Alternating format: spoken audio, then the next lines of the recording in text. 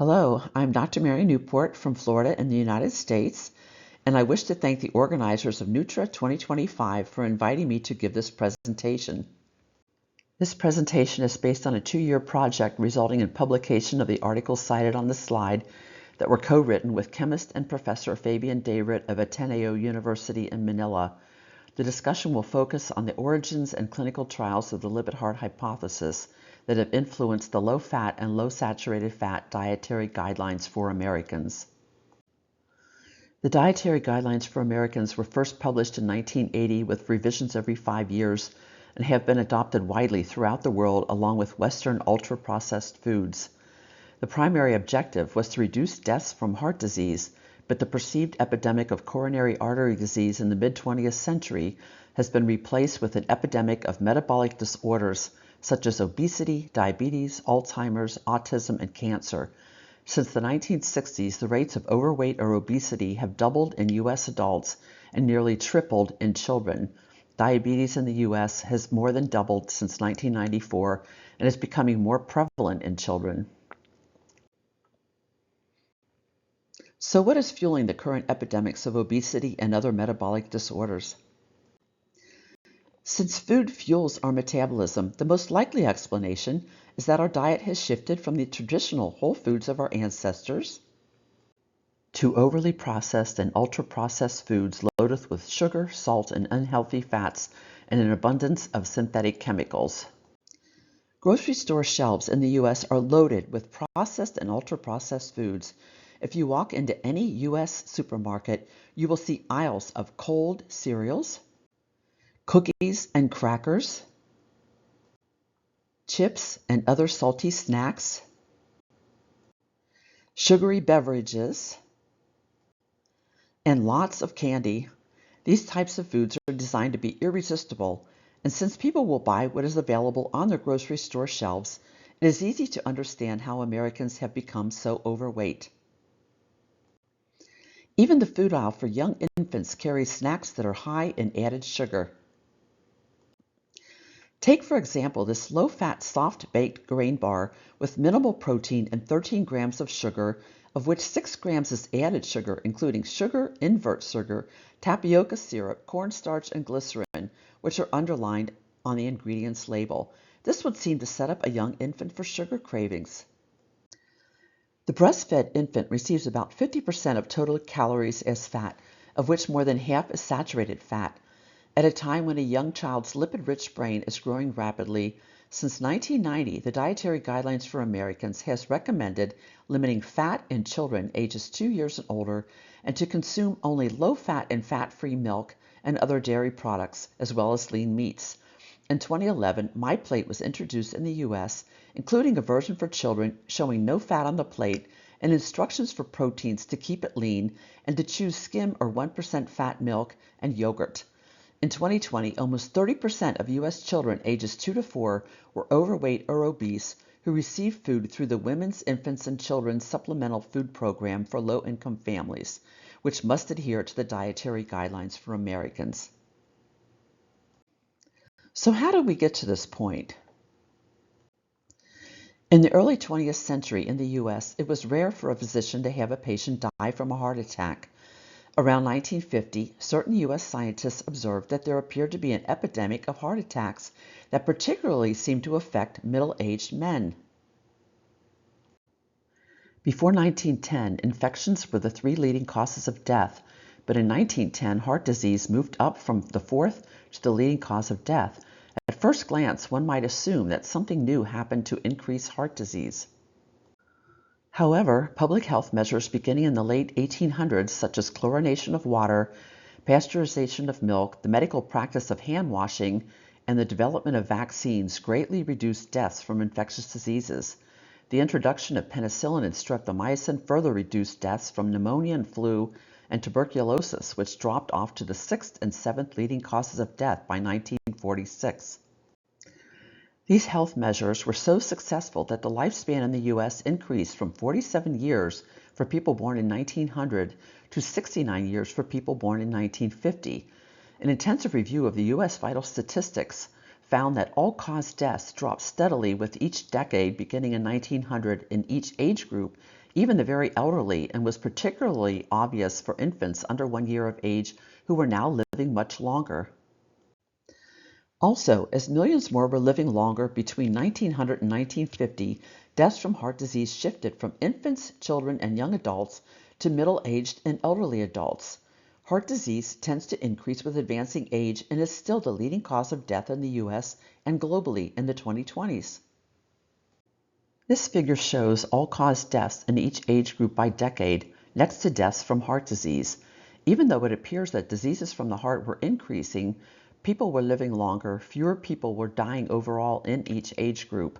More specifically, many fewer were dying from infectious diseases, and proportionately more people were dying from heart disease at a more advanced age. The heart is a hard-working pump from the moment we are born until we die, and if we live to a ripe old age and die of heart failure, it means that we did not die of cancer, infection, or another disorder at an earlier age. Even fewer people might have died from all causes and from heart disease were it not for tobacco smoking and industrial air pollution, which became more problematic as the 20th century progressed. The rise and fall in the incidence of heart disease in the U.S. coincided with the marked increase in cigarette consumption during the early 20th century, followed by a marked decline beginning in the 1960s after the U.S. Surgeon General issued a report announcing that tobacco smoking causes lung cancer. A later report by the U.S. Centers for Disease Control on Public Health Advances considered the decline in tobacco the major factor in the decline of heart disease and did not mention changes in dietary fat consumption. Importantly, the U.S. diet had shifted dramatically starting in the mid to late 1800s from consuming a diet of whole foods fresh from the farm to consuming more refined grains and refined sugar, canned vegetables, along with replacement of lard and butter with cheap hydrogenated margarines and shortenings with trans fats, which escalated rapidly after Crisco shortening came on the market in 1911. This graph shows the steady downhill trend in availability of animal-based fats and oils, shown in blue, beginning around 1940, compared to the upward trend in availability of plant-based oils and fats, shown in orange. USDA data shows that by 1955, availability of cheap hydrogenated margarines and shortenings containing trans fat began to exceed that of butter and lard. Over the same time period, deaths from heart disease also appeared to be increasing. This suggests that if fat was a factor, trans fat was more likely responsible for the increase in heart disease than butter and lard. The process of hydrogenation was patented in 1902 and is a process in which oils and fats are subjected to high heat and pressure with injection of hydrogen using an enzyme to change unsaturated fatty acids to saturated fatty acids. This process prolongs shelf life since saturated fats lack double bonds to which damaging particles can attach. In contrast, unsaturated fatty acids can bind to damaging particles and are therefore more prone to rancidity. With the invention of Crisco shortening in 1911, the cheaper hydrogenated shortenings, margarines, and oils were marketed and widely accepted by Americans as cheaper alternatives to butter and lard. The problem here is that hydrogenation leads to distortion and even moves the locations of double bonds in mono and polyunsaturated fatty acids, thereby producing trans fats.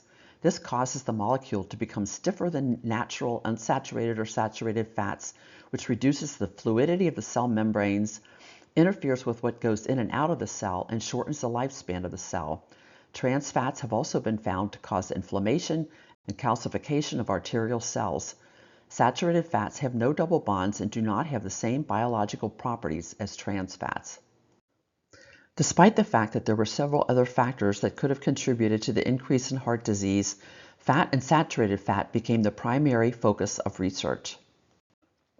By the early 1900s, investigators had discovered that cholesterol was a component of atherosclerosis and atheromas, which are plaques that form on the arterial wall. We now know that there are many other components in the plaques, including calcium, collagen, elastic fibers, fibroblasts, and a fibrous cap. The components of the plaque are very similar to those in a scab when we scrape our skin. However, the science focused on cholesterol as a cause of these lesions. Beginning in 1913, several studies were published in which rabbits were given, over a period of weeks to months, large amounts of egg yolk, equivalent to as many as 9 egg yolks per day for an average human, which contained cholesterol equivalent to about 6 times what an average human consumes in a day. Many of the rabbits developed yellow streaks on their arteries, as well as severe damage to the liver, adrenal glands, and other organs. One investigator commented that rabbits are herbivores, eating only plants, and that the animal protein in the egg yolks could have been responsible for the lesions. However, other investigators concluded that the cholesterol in the eggs was the likely cause of the damage. More recently, pathologists have reported that atherosclerosis is present even in the fetus and appears to protect the arterial wall at points where arteries branch and are exposed to higher pressure from circulating blood. Likewise, atheromatous plaques appear to form on areas of arterial walls that are inflamed or otherwise damaged, such as from a spike in blood pressure or an infection. These pathologists believe that cholesterol is just one component of the repair process and not the cause of these abnormalities. Natural cholesterol has been demonized as a cause of heart disease, but is critical to life for humans and all other mammals. Natural cholesterol is made in nearly all cells and is produced abundantly in the liver, which increases or decreases production depending on how much dietary cholesterol is consumed. Cholesterol provides structural stability, fluidity, and flexibility for cell and organelle membranes and helps control what enters and leaves the cell. Cholesterol is especially rich in the brain, where it supports the delicate networks of neurons and nerve fibers and is required for neurotransmission at the synapse. Cholesterol is a potent antioxidant, is a precursor for all the steroid and sex hormones, vitamin D in the skin, coenzyme Q10, and has many other important functions. Many of this information was unknown when the studies of egg yolks in rabbits were conducted. Cholesterol is often confused with LDL and HDL particles, but is just one component of the particles and help maintain the structure of the cell. The antioxidant properties of cholesterol also protects the lipids carried to and from the body's tissues within the particle, which include unsaturated essential fatty acids, phosphatidylcholine, and fat-soluble vitamins. Reducing cholesterol in the LDL and HDL particles causes the particles to become smaller and denser and allows greater exposure of the less stable fatty acids within to damaging free radicals. Cholesterol itself can become damaged through oxidation when exposed to inflammatory conditions or infection, and by glycation related to chronically elevated blood glucose. Building on the earlier animal studies, Dr. Ansel Keys, a fish biologist and physiologist, proposed his Lipid-Heart Hypothesis in 1953 after traveling in Europe, where he met several wealthy men who had been hospitalized with heart attacks and had unusually high serum cholesterol levels. Keys noted that cholesterol levels were lower on average in working-class men who ate less meat and dairy, but the levels were higher in the wealthier men who consumed more meat and pasta with heaps of Parmesan cheese and ice cream or rich pastries for dessert. Even though these meals were loaded with carbohydrates, Keys zeroed in on fat as the likely culprit in a 1953 article and specifically pointed to the newer hydrogenated salad and cooking oils and fats, margarines and mayonnaise, while speculating that replacing these new fats and oils with what he called more nourishing fats, referring to animal fats, could reduce fat intake and possibly reduce heart attacks. Keys' idea was confirmed decades later when the U.S. Food and Drug Administration determined that trans fats were likely responsible for tens of thousands of heart attacks. However, Keys' research took a turn in a different direction to focus on fat in general and saturated fat in particular. Based on the animal studies and several small, short clinical trials, Keys proposed his lipid-heart hypothesis that too much dietary fat and cholesterol causes fat and cholesterol to be deposited in arteries, thereby worsening atherosclerosis, which could lead to a heart attack. Keys further asserted that reducing serum cholesterol by reducing total fat and cholesterol intake and replacing saturated fat with polyunsaturated fat would reduce serum cholesterol as well as the risk of developing heart disease. Also in 1953, Ansel Keys gave several presentations and published another article about his lipid-heart hypothesis, which included the graph shown on the slide. Keys had plotted data from 6 countries, which appeared to show that the more fat a man consumed, the more likely he might die from heart disease. This graph is often mistakenly attributed to the 7 countries study. However, this was drawn by Keys from data reported years earlier. Prominent nutrition researcher Dr. George Mann and others published information refuting this claim. Mann pointed out that there were actually data sets available for 22 countries when Keys plotted his graph of 6 countries, and when all data sets were plotted, there was a random distribution suggesting that total fat intake had little to do with heart disease mortality. Before Keyes' hypothesis came along, other researchers had already implicated excessive sugar intake as a possible culprit in many animal and human studies. This was reasonable since sugar consumption in the U.S. had increased from about 3 kilograms per person per year in 1820 to 36 kilograms per year by the 1930s. However, in 1952, the sugar industry saw large drops in their profits when the first artificially sweetened beverages came on the market. In 1954, Henry Haas, the president of the Sugar Research Foundation, identified a strategic opportunity to increase sugar industry profits by encouraging Americans to eat a low-fat diet which would increase their consumption of sugar by 1/3. This organization funded a major two-part review in the prestigious New England Journal of Medicine to downplay the role of sugar and promote fat as the major culprit in heart disease. It appears that their efforts were successful since recommendations to consume a low-fat diet came not long after. During the 1950s and 60s, Keyes and his associates conducted numerous small studies, mainly in men who were confined to a mental hospital, who were consuming the same diet which could easily be designed to increase or decrease total fat and to substitute one oil or fat for another. Keyes noted that there was huge variability within individuals of about 12% in cholesterol results in blood samples taken on the same day and larger differences in samples taken from 1 week to the next. Differences between individuals were even more striking. In the discussion found in his article, Keyes stated that the average results could not predict the effect of such changes in fat in any individual. Keyes highlighted the issue of variability in a table showing the results of a study in 14 institutionalized men, which I graphed out to show the results for each of the men. One of the most striking observations is that despite residing in the same hospital and eating the same diet, the baseline serum cholesterol levels ranged from 160 to 130 milligrams per deciliter, and the first two sets of results, drawn 1 week apart while eating their standard hospital diet with 40% fat, show substantial differences for most of the men from 1 week to the next.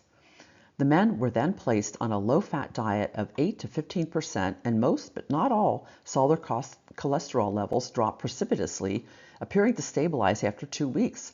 However, the levels then increased in about half the men with each of the next 2 blood draws, suggesting that the cholesterol levels had not in fact stabilized for many of the individuals. Keyes was determined to develop an equation that would predict serum cholesterol levels based on the ratios of saturated fat and polyunsaturated fat in the diet. With limited ability to measure fatty acid compositions, Keyes and other nutrition researchers at the time considered saturated fat to be equivalent to solid fat. The term solid fat was first used in the early 20th century to describe any fat that is solid at room temperature, which can actually vary considerably if you live in parts of the world with a colder or warmer climate. The term saturated fat was not used until the 1940s to describe the chemical structure of fatty acids that have no double bonds and therefore are fully saturated with hydrogen atoms. Since hydrogenation produces saturated fat, solid fats like lard and butter were grouped together in dietary fat studies with hydrogenated margarines and shortenings, simply because they were solid at room temperature. There is a mistaken belief that saturated fat is always solid fat. In fact, medium-chain triglyceride oil, or MCT oil, which is extracted from coconut oil or palm kernel oil, is 100% saturated fat, but is completely liquid at room temperature and only becomes solid below 5 degrees centigrade. Virgin coconut oil, which contains about 84% saturated fat, is semi-solid at 23 degrees centigrade, but is completely liquid at 27 degrees centigrade, likely because most of the saturated fat consists of medium-chain triglycerides. Beef tallow contains much less saturated fat than coconut oil, but is still semi-solid at 27 degrees centigrade and does not melt until the temperature reaches at least 37.7 degrees centigrade. While trying to work out his cholesterol prediction equation, Keyes found that many of the solid fats did not increase serum cholesterol levels as predicted. For example, he found that butter had very little effect on serum cholesterol and that fats high in proportions of stearic acid, like cocoa butter, seemed to reduce total cholesterol levels. Even fully hydrogenated coconut oil did not increase serum cholesterol as predicted, which Keyes speculated was likely due to the high content of medium-chain fatty acids. Beef tallow did not increase serum cholesterol, Even though beef tallow is classified as a saturated fat, it actually contains more monounsaturated than saturated fat. Despite these inconsistencies, Key's equation has been used for decades to predict the effects of fats on serum cholesterol when designing dietary fat studies. Keyes found in repeated studies that even large amounts of dietary cholesterol had little effect, which he reported in a 1956 article. Other larger studies that we will discuss shortly also failed to show a significant effect of dietary cholesterol on total serum cholesterol or an effect of reducing mortality from heart disease. Nevertheless, beginning in 1961, the American Heart Association and in 1980, the Dietary Guidelines for Americans strongly recommended limiting consumption of foods such as eggs and other animal-based foods that are high in cholesterol. Finally, in 2020, the American Heart Association discontinued the recommendation to limit dietary cholesterol, and the most recent 2020 Dietary Guidelines for Americans place less emphasis on limiting dietary cholesterol. Meanwhile, back in 1955, Dr. Irvine Page, a cardiologist, was installed as president of the American Heart Association. This organization conducted a huge fundraiser to support studies of the Lipid-Heart Hypothesis, which appeared on all 3 of the major television broadcast stations in the U.S. Doctors who were interviewed recommended that people adopt a prudent diet to reduce their risk of having a heart attack. In 1961, before any of the large dietary fat studies were completed, the AHA published their first advisory on dietary fat and heart disease, claiming that there was sufficient evidence to justify these recommendations for the public at large. The AHA recommended reducing total fat and dietary cholesterol intake by replacing animal fats with vegetable oils, margarine, skim milk, chicken, and cold cereal. They recommended replacing nearly all animal fats with industrial sources, such as replacing butter with margarines. A 1995 expert panel revealed that nearly all vegetable cooking oils and salad oils in U.S. households from the 1960s to the 1980s were fully or partially hydrogenated. This led to a major flaw in the clinical trials of the Lipid-Heart Hypothesis conducted over the next several decades, that natural animal fats and industrial trans fats were not studied separately. This slide shows the timeline of the major dietary fat studies undertaken by U.S. investigators in the second half of the 20th century, each of which we will discuss. The decades-long Framingham multi-generational study began in 1948 and was undertaken to try to determine risk factors that might explain the increasing rates of heart attacks and related deaths. Dietary information was collected but was not reported for nearly 40 years. An analysis of food records in 1987 found no association between serum total cholesterol levels and dietary intake, including total fat or animal fat, cholesterol intake, or the ratio of plant to animal fat.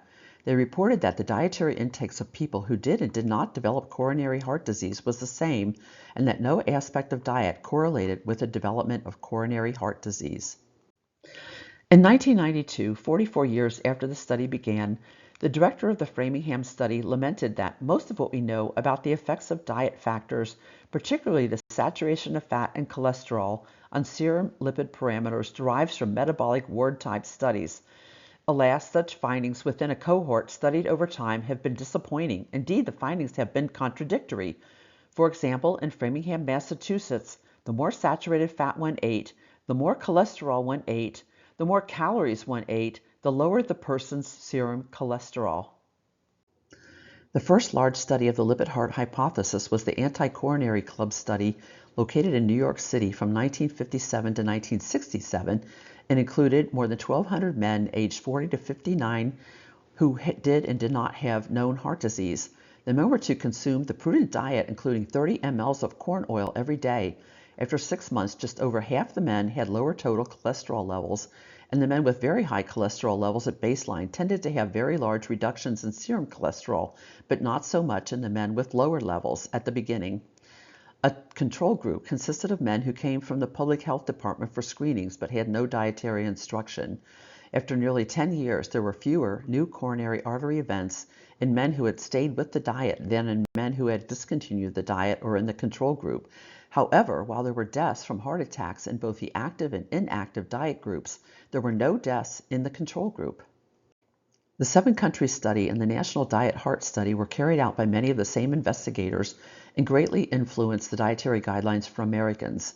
The 7-country study began in 1957 and was a 25-year longitudinal observational study directed by Ansel Keys that was designed to look for cardiac risk factors including total fat, specific dietary fats, cholesterol intake, serum cholesterol levels, smoking, and blood pressure. The outcomes were death rates from coronary heart disease, cancer, and all causes in men consuming their usual diet. The study followed nearly 13,000 men aged 40 to 59 in 15 cohorts from 7 different countries and mostly working-class men. The men were described as healthy. However, many had a history of EKG evidence of heart disease at the baseline evaluation, with much higher rates in some cohorts than others. Dietary questionnaires were taken in less than 5% of the men for just 1 to 4 days in most cohorts and only at baseline for nearly all cohorts, even though the study continued for 25 years. This was surprising since Ansel Keys himself had stated in a 1965 article that at least 20 sets of food diaries from an individual would be required through the various seasons to estimate a person's diet within 10% of certainty. The reports provided little information about the actual components of the diets in the various cohorts. Much later, a 1999 report revealed that one of the food groups studied consisted of lard plus margarine, thereby combining results for an animal fat and a trans fat. The 15-year results were published in 1986 and found no independent association of serum total cholesterol levels with coronary heart disease deaths. When age, systolic blood pressure, body mass index, serum cholesterol, and the number of cigarettes smoked daily were combined, these variables together appeared to explain just 46% of the differences between the cohorts for coronary heart disease deaths. In the 7-country study, the intake of total fat had no effect on all-cause deaths or coronary heart disease deaths. The 4 cohorts with the lowest coronary heart disease deaths had total fat intakes ranging from 9 to 36.1%. The cohort in Crete, shown in dark green, had the lowest all-cause and coronary heart disease deaths, but one of the highest fat intakes at 36.1%. Monounsaturated fat intake did not correlate with coronary heart deaths, ranging from 3 to 26% of total calories in the 4 cohorts with the lowest coronary heart disease deaths. Keys asserted that a ratio of monounsaturated to saturated fat appeared to correlate with deaths. However, the ratios in 4 cohorts with the lowest coronary heart deaths varied from 1 to 3.5, and some of the cohorts with the highest and lowest death rates clustered around the same ratio of 1.0. Polyunsaturated fat intake also did not correlate with lower risk of death from coronary heart disease. 11 of the 15 cohorts clustered between 2.5 and 3.5% of total calories as polyunsaturated fat. The cohort from Crete had the lowest coronary heart deaths at 0.38 per 100 men, but the second lowest polyunsaturated intake at 2.5%. Saturated fat intake, which could have included both animal and hydrogenated fats in the US, Europe, and Japan at the time, did appear to correlate with coronary artery mortality, but did not correlate very closely with deaths from all causes, shown in the chart on the right. For example, the cohort from Ushibuka, Japan, had among the lowest rates of coronary heart disease deaths and the lowest intakes of total fat and saturated fat, but had one of the highest rates of deaths from all causes. The 7-country study was a valiant undertaking that has heavily influenced the dietary recommendations for more than 60 years. But with the benefit of hindsight, there are some notable flaws. Most notably, in my opinion, the investigators did not distinguish in their analyses animal fats from hydrogenated fats with trans fats, which were widely consumed in the US, Europe, and Japan at that time. While it is true that the harmful effects of trans fats were not yet fully known, the director of the study, Ansel Keys, had published his suspicion in 1953, just a few years before the study began, that hydrogenated fats might explain the increase in coronary artery deaths. Food diaries were collected just once in a few men in each cohort, but acquiring food diaries from all the men would have been very helpful in determining any differences between the men who had died from coronary heart disease or cancer and those who had not. Another major point is that at entry there were 5 to 10-fold differences in rates of coronary heart disease between the various cohorts. Men with evidence of heart disease at baseline were 10 to 20 times more likely to die from heart disease at 15 years, a major finding of the study. For example, 10% of the men in the U.S. had evidence of coronary heart disease at baseline and had the second highest deaths from coronary heart disease at 15 years, whereas just 0.9% or 1/10 as many Japanese men had evidence of coronary heart disease at baseline and had among the lowest coronary heart disease deaths at 15 years. Another issue is that only deaths from all causes, coronary heart disease and cancer, were reported and analyzed, while other major causes of death, such as strokes and infections, were ignored. Infections were still the leading causes of death in Japan and many other countries outside the U.S. In addition, brain hemorrhages or strokes were among the leading causes of death in Japan and Greece at that time, but deaths from infections and brain hemorrhages were not reported. In 1961, with the 7-country study underway, Keyes and his associates published an interesting study of 77 hospitalized men consuming highly controlled diets. Some men were given natural corn oil for 3 weeks, followed by hydrogenated corn oil for 3 more weeks. Other men received the same oils, but in reverse order. Different amounts of the oils were given for comparison. Men consuming 30 mL of corn oil had total cholesterol levels 10 milligrams higher when they consumed hydrogenated versus non-hydrogenated corn oil. Cholesterol levels were 25 milligrams higher when consuming 100 mL of corn oil. Total cholesterols were 21 milligrams higher when the men consumed hydrogenated versus non-hydrogenated safflower oil.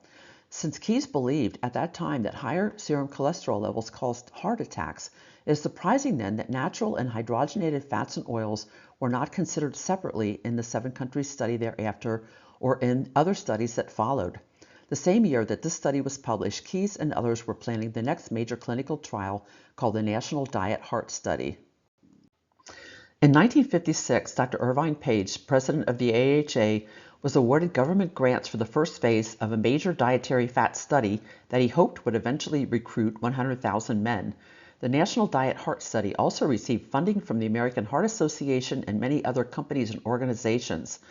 In order to blind the participants to their assigned diet, the men were to consume special fabricated fat-modified foods designed for each test diet. The full 428-page report was published by the American Heart Association in 1968, but I was unable to obtain a copy of the book, monogram, or a PDF from a new or used bookstore, a library, or on PubMed where it was cited. Fortunately, I connected with Dr. Henry Blackburn, one of the 7-country study investigators, who was 97 years old at the time and kindly loaned me his copy of the book. The National Diet Heart Study was an extremely expensive study that took years of planning and began with a 1-year feasibility study of 1,062 men only, and that was extended, for those who agreed, to 18 months. Most of the men were recruited who lived near 5 food distribution open centers, and some lived in the mental hospital facility where Ansel Keys was the primary investigator. The baseline total cholesterol levels ranged from 150 to 350 milligrams per deciliter. As shown on the table, diets B and C differed mainly in the percentage of total fat of 30 and 40% respectively. Though considered to be a control diet, Diet D was not a true control since special foods were provided. However, Diet D was designed to resemble a typical U.S. diet that was very high in saturated fat and dietary cholesterol. A group of men at one center assigned to Diet X received dietary instruction but no special foods. Diet E was used at the mental hospital and had an extremely high ratio of polyunsaturated to saturated fat compared to the other diets. There was also a second 6-month study with new individuals to test some changes in the diets. A peculiar feature of the study was that the diets were designed for weight loss, cutting total calories by 300 to 355 per day for each diet group, thereby introducing a confounding variable since weight loss was well known at the time to decrease serum cholesterol, the main outcome of the study. Most sources of natural saturated fat were greatly reduced for all subjects, and more than 30 food manufacturers created numerous processed and imitation foods for distribution at the open centers. This table, retyped from the report, shows the food center shopping list with numerous ultra-processed foods, such as imitation ice cream and imitation eggs and sauces. Processed meats were injected with oils that were different for each diet. The foods were labeled, for example, diet A, B, C, or D, to maintain blinding on the part of the subjects. This table shows the fats and oils that the food companies were to use in creating the special foods. Notably, coconut oil is not on the list. The study found no effect of dietary cholesterol on serum cholesterol. There was no significant difference at any time point in serum cholesterol levels for men consuming the 40% versus 30% fat diets. Increasing the ratio of polyunsaturated to saturated fat also had no effect on serum cholesterol. The serum cholesterol levels were at the lowest point between 2 and 12 weeks and trended upward for the remainder of the 52-week study and the subsequent 6-month extension. The average man participating lost 2.7 kilograms during the first 4 months, after which body weight and average serum cholesterol levels trended upward. The report stated that there was an apparent effect of both recent and remote weight change on total cholesterol levels even after the effects of reported dietary fats had been allowed for. The hospitalized men consuming 40% fat had the greatest average reduction in serum cholesterol at 52 weeks, which is attributed to strict dietary control. After all studies were completed, 253 men from one center returned for a 6-month post-study evaluation, and average serum cholesterol values had reverted completely back to baseline, including the instruction-only group, a major disappointment as expressed in the report by the authors. They also found high variability within and between individuals in their responses to the diets. Outcomes were reported even though the study was not long enough or have enough subjects to look at long-term outcomes. A total of 11 men experienced serious adverse cardiovascular events, of which 5 were in the control group and 6 in the prudent diet groups. 5 of the 6 deaths were in people consuming the diet that was lowest in saturated fat and highest in polyunsaturated fat. There was 1 fatal cardiac event at the closed hospital, but the man's diet was not specified. The larger 100,000-man study did not receive funding to move forward.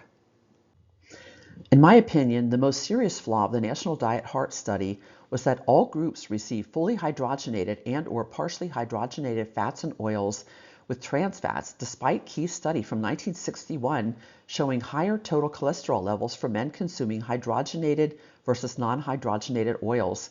In addition, the diets were designed for weight loss, which was successful, but introduced a significant confounding variable. It is highly likely that the food companies placed their newly created ultra-processed foods on grocery store shelves, which accelerated the shift away from whole foods toward ultra-processed and imitation foods.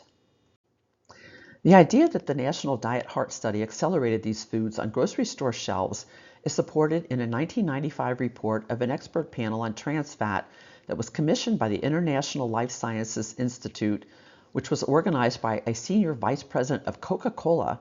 The panel was chaired by prominent AHA member Penny Chris Etherton. The introduction of the report stated, "The continued introduction of a wide variety of reduced fat and fat-free products into the marketplace should reduce both total fat and trans fatty acid intake.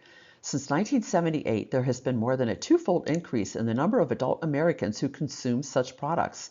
She further stated that the Healthy People 2000 goal of having 5,000 marketed products that are reduced in fat and saturated fat by the year 2000 has already been met. More than 5,600 fat-modified products are now available. The expert panel determined that saturated fat was more harmful than trans fat because it resulted in higher serum cholesterol, based on a limited number of mostly small short studies that could not determine causality. They concluded that further studies were needed before they could recommend avoiding trans fat. Several panel members wrote opposing commentaries warning that trans fats were responsible for heart attacks. A decade later, the Food and Drug Administration agreed with the dissenters and required labeling of trans fats and eventually severely limited trans fats in foods by 2018. 2 studies that began shortly after the National Diet Heart Study ended were not published until after completion and not for many years later. The Sydney Diet Heart Study was conducted in Australia from 1967 to 1973 to study the Lipid-Heart Hypothesis. This was a randomized controlled trial of 438 men aged 30 to 49, half of whom were the control group with no dietary instruction. The other half were instructed to replace all saturated fat foods with oils, margarines, and shortenings made with safflower oil, which is very high in linoleic acid and contains no omega-3 fatty acids. Serum cholesterol levels were lower in both groups at the end of 1 year, but more so in the safflower oil group. The results were not published by the investigator, but an analysis of raw data by a group at the National Institutes of Health in the U.S., published 50 years later in 2013, found that the safflower oil group had significantly higher rates of all-cause deaths, cardiovascular deaths, and specifically coronary artery deaths. They also noted that the increased risk of death presented rapidly and persisted throughout the study. From 1968 to 1973, Ansel Keys conducted one of the largest randomized controlled trials of the Lipid-Heart Hypothesis called the Minnesota Coronary Experiment, but was not published for more than 40 years, possibly due to the unexpected results. The study included more than 9,000 men and women aged 20 to 97 who were living in nursing homes or mental hospitals and were studied until death or discharge. The study lasted for 5 years, and the average duration in the study was 31 months. As people were discharged or died, new people were entered into the study, which may have confused the results, since only 1/4 of the people were in the study for a year or longer. Half the people received the control hospital diet, but with 1% more added linoleic acid and 18% saturated fat, including animal fat, but also hydrogenated margarines, shortenings, and oils. The other half of the people received the test diet, in which liquid corn oils were used for cooking and soft corn oil margarine was used in place of butter, which reduced saturated fat by half and increased linoleic acid by more than 280%.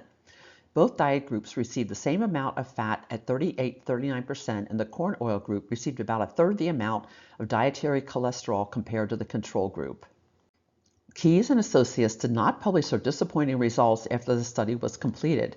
Partial results were published years later in 1989 by co-principal investigator Ivan France, without Keys as a co-author, and in 2016 a more complete analysis was published by the NIH group. While serum cholesterol levels dropped considerably more in the corn oil group than in the control group, there were significantly more serious cardiac events and all-cause deaths in the corn oil group. The people with the largest reduction in serum cholesterol had the highest incidence of death, and each 30 milligrams per deciliter reduction in cholesterol increased the risk of dying by 22%. Complete autopsy reports for 149 people showed evidence of at least one myocardial infarction in 41% of the corn oil group versus only 22% in the control group, and there was no less evidence of coronary artery disease or atherosclerosis in people in the corn oil group than in the control group. It is important to note that corn oil has 52% omega-6 linoleic acid and only 1% omega-3 alpha-linolenic acid, resulting in an extremely high omega-6 to omega-3 ratio, which would promote production of more pro-inflammatory than anti-inflammatory metabolites of the essential fatty acids. The 10-year-long multiple risk factor intervention study was conducted in the U.S. from 1971 to 1980 and included nearly 13,000 high-risk men aged 35 to 57 years who were smokers with high blood pressure and had high serum cholesterol levels, but without evidence of heart disease at the baseline. Half were assigned to continue their usual care and diet. The other half were assigned to a special intervention group who received treatment for hypertension, counseling for cigarette smoking, and advice to consume less than 35% total fat, less than 8% saturated fat, and to include 2 to 4 tablespoons per day of polyunsaturated oils, fats, and imitation creamers that were provided. This is one of the first large studies that reported LDL cholesterol levels. As expected, total and LDL cholesterol dropped more in the special intervention group than in the usual care group. Blood pressure and smoking also dropped more in the special intervention group, but there was also no significant difference in coronary events, total deaths, or cardiac deaths between the groups. Notably, there were significantly more cancer deaths in the special intervention group than in the usual care group. In 2017, the American Heart Association published an updated advisory on dietary fat and heart disease that continued to encourage eating a low-fat diet and replacing saturated fat with polyunsaturated fat. I include this here because the 4 core studies that formed the basis of their opinions were reported between 1968 and 1979, just before the Dietary Guidelines for Americans were first published in 1980. All 4 of the core studies showed that replacing saturated fat with polyunsaturated fat substantially reduced serum cholesterol levels. However, none of the 4 studies reported statistically significant differences in total mortality and coronary heart events or deaths after participants were on the diet for years. All 4 groups of authors concluded that there was no apparent effect of a change in diet on these outcomes. The 2017 AHA advisory also cited a systematic review and meta-analysis by Mozaffarian and others from 2010 to support its recommendations on saturated fat. However, this analysis revealed that most studies of saturated fat found no effect of worsening most of the risk factors associated with heart disease, such as blood pressure, diabetes, vascular function, obesity, or inflammation. They found that replacing saturated fat with polyunsaturated fat tended to lower total and LDL cholesterol and ApoB, but also had negative effects of lowering HDL, ApoA1, and the total cholesterol to HDL ratio, which correlates well with risk of heart disease. They concluded that although recommendations to replace saturated with polyunsaturated fat appear appropriate, the much larger CVD burdens caused by other dietary factors, such as low omega-3, low fruits and vegetables, high trans fats, and high salt, appear to warrant much more attention. They also noted that while studies of individual nutrients are informative, people make decisions about eating whole foods that contain multiple macro and micronutrients in various amounts. Autopsy studies have also refuted the basic assertion of the Lipid-Heart Hypothesis that more fat and cholesterol in the diet speed up atherosclerosis. Various autopsy studies have shown that atheromatous plaques appear to result from inflammation and other damage to arteries, and have also shown that the amount of atherosclerosis is the same in people who die from heart attacks and those who don't, in people with high and low serum cholesterol levels, in people who eat higher and lower fat, in people who eat high versus low percentages of polyunsaturated fat, and in people who take statins and those who don't. Autopsy studies have also shown that concentrations of cholesterol and other lipids in atheromas and atherosclerotic areas are the same for people who consume low versus high percentages of polyunsaturated fat. The bottom line is that the major dietary fat studies of the 20th century did show that replacing saturated fat with polyunsaturated fat tends to reduce total serum cholesterol levels on average, at least temporarily, but failed to show that manipulating fats in this way has any effect on reducing deaths from heart disease. Likewise, eating a low-fat diet has no effect of sustaining a reduction in serum cholesterol or reducing cardiac deaths, and reducing dietary cholesterol also has no effect of reducing cardiac deaths. In 1977, the U.S. Congress enacted a law that mandated publication of the Dietary Guidelines for Americans in 1980 and every 5 years thereafter, following testimony by 10 physicians from Harvard and the American Heart Association recommending a low-fat diet and replacing saturated fat with polyunsaturated fat to reduce mortality from coronary heart disease, despite the lack of evidence from the clinical trials that had been conducted up until then. Since 1980 and in every version up to 2020, the Dietary Guidelines for Americans have recommended eating a low-fat diet and replacing saturated fat with polyunsaturated fat, despite the failure of any of the major studies to show that doing so reduces mortality from heart disease. The low-fat guidelines initially applied only to adults but were added for children ages 2 and older in 1990, while also encouraging consumption of fat-free and low-fat milk and other dairy products for everyone over age 2. Concerns about hydrogenated fats and trans fats did not appear until the 2000 version, which also began to address the problem of added sugar and climbing obesity rates. The 2010 version of the Dietary Guidelines increased the limit for total fat to 40% for children ages 1 to 3 years and stressed limiting partially hydrogenated oil and trans fats. The 2015 version began to place more emphasis on healthy eating patterns and removed specific limits on total fat. However, the dietary patterns were low fat, and the advice to consume only fat-free or low-fat dairy continued. The latest version of the Dietary Guidelines in 2020 continued the same basic recommendations, but notably, limits on saturated fat were encouraged in order to adhere to a healthy eating pattern, but without mention of the effect of saturated fat on serum cholesterol levels or on heart disease risk. The 2025 version is in progress, but is on hold due to the change in the current administration. In conjunction with the 1990 guidelines, the USDA put out the food pyramid, which recommended eating 6 to 11 servings of grains per day and grouped fats, sugars, and sweets at the top of the pyramid with advice to use sparingly. The food pyramid was replaced by My Plate in 2011, which shows no fat on the plate and the accompanying explanation emphasizes consuming lean meats and fat-free or low-fat milk and other dairy products.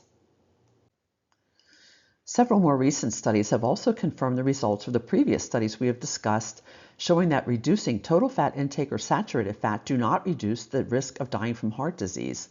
The Women's Health Initiative was a randomized controlled trial conducted in the U.S. from 1991 to 2005 and included nearly 49,000 postmenopausal women who were over age 50. After 3 years, there was a slightly lower body weight and LDL cholesterol level in the group who received intensive repeated instruction for a diet with just 20% fat compared to the control group, who only received a copy of the 1990 Dietary Guidelines for Americans. After 8 years, there were no differences between the control group and the very low-fat diet group in the cardiac events or deaths, fatal or non-fatal strokes, or rates of breast or colorectal cancer. The prospective urban-rural epidemiology study, also called the PURE study, followed health outcomes and dietary intakes for each food group in more than 135,000 people aged 35 to 70 years from 18 countries for an average of 7.4 years.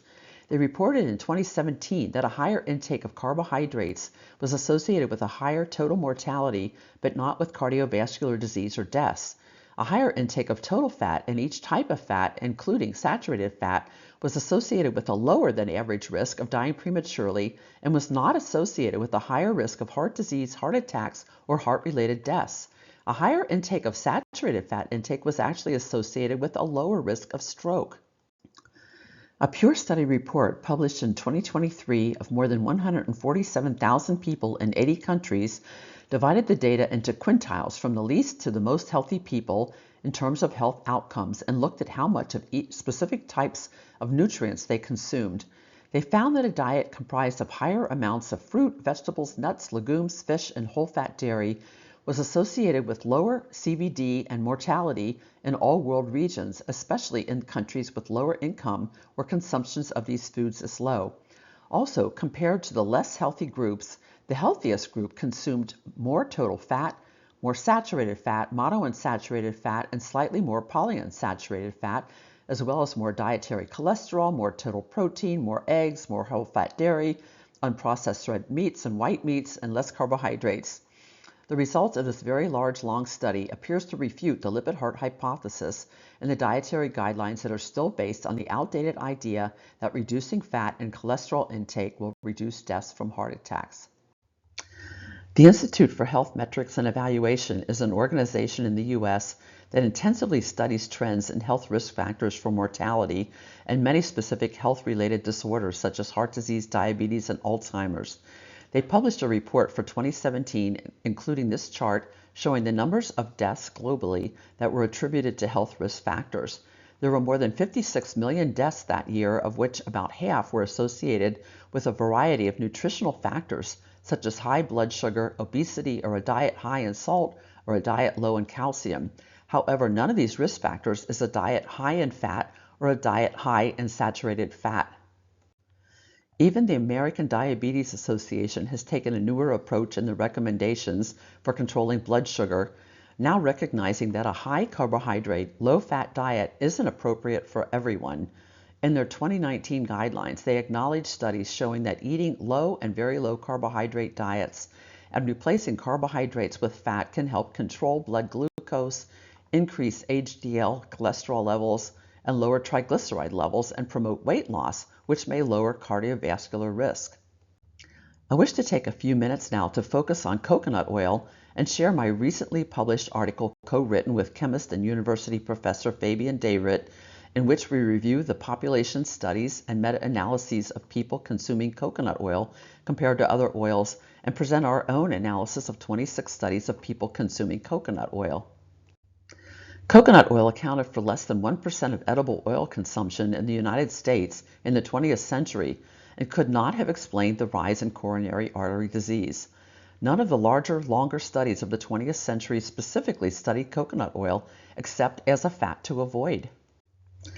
Since its first edition in 1980, the Dietary Guidelines for Americans has consistently recommended limiting saturated fat, including coconut oil in most versions. Coconut oil was characterized as an artery clogging fat because it is a predominantly saturated fat that ostensibly raises total cholesterol and LDL cholesterol, which may lead to heart disease. However, no studies have shown that coconut oil is responsible for adverse, fatal, or non-fatal cardiac events. The so-called saturated fats are a heterogeneous group and differ widely in the amount of saturated fat they actually contain. Most of the saturated fats in coconut oil are the medium-chain fatty acids shown in blue and are much more prominent in coconut oil than any of the other animal or vegetable fats shown on the chart. Only milk fat or butter has a significant amount of MCTs.